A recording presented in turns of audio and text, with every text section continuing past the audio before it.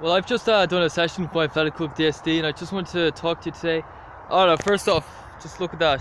They've built a new car park in this place, Marty Park. Jesus, and you know, both the car parks are half empty.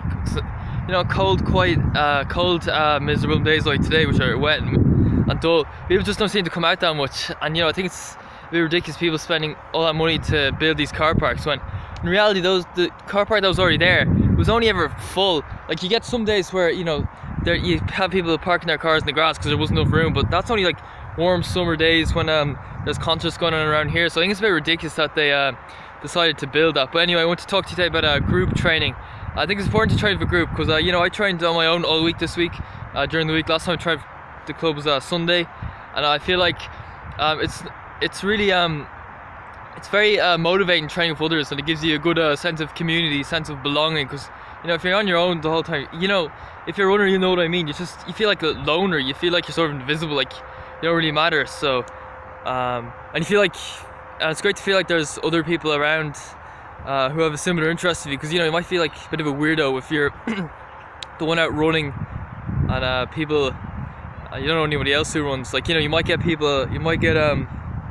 say if somebody told you you're a weirdo for going out running. If you do train on your own the whole time, you feel like you actually are weird, you might take that to heart. But if you're having a group to train with, you wouldn't tend to care. So yeah, really, I would recommend, you know, you need to train with a group really at least a few times a week to give you that sense of belonging. And I'd say this is with anything really. If it's always good to have a group community. So whatever that is, like, you know, like say sport there, football, the football pitch over there, people playing football, they're not around today because it's too cold and miserable and wet for them. But you know, if you're just doing it on your own the whole day, it's not really the same as when you're doing it with people. And okay, so I'm starting to repeat myself a little bit here. And one more thing, in cold weather like today, when there's not many people out, you know, it can be really lonely being an outdoorsy type person when, you know, you feel like you're one of the only ones out there. And you might find that, say if you're a 25-minute 5k runner, you'd be out training with people like your standard.